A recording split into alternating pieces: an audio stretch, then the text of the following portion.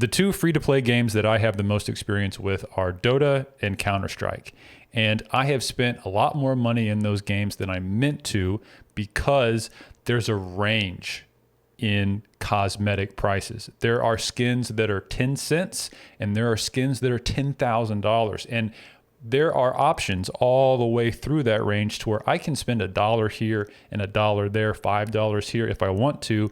And before I know it, every year I'm like, oh shit, I've spent $150 on Counter-Strike. I didn't mean to do that. And I can't help but wonder, would grinding gear games be making more money if they had expensive $50, $60, $70 armor sets as well as $2, $3, $4 armor sets? So if I bought a pack of like 300 coins, I could just get more for my money. And that's what deters me from wanting to spend money on this game. Is for me as a consumer, someone who's a bit more of a casual Path of Exile player, the value for my dollar seems pretty bad.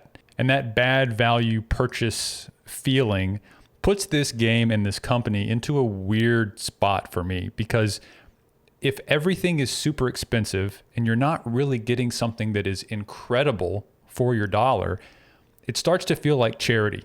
And that's weird. I don't like that as a consumer. I would rather you have more range in the stuff that you offer, and I can spend as much money as I want to on the things that I perceive to be good value purchases, rather than overpaying for everything simply because I like the company. You know, like that gets into like a weird situation of like simpy streamer donation kind of vibes. And I would never do that either. And that's what this game feels like at times.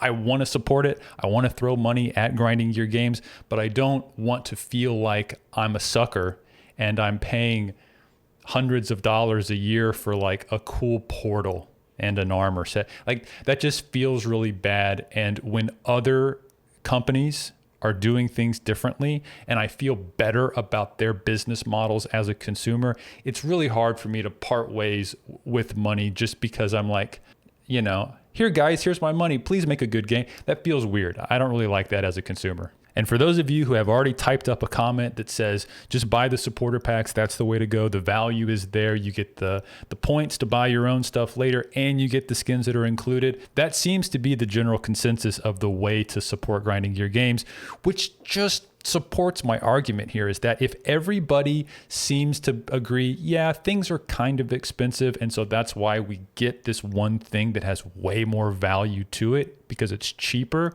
wouldn't that be great motivation to try a new pricing model? And the whole point of this video and my other video that I think a lot of people are missing here is it's not to complain about expensive skins and call grinding gear games greedy.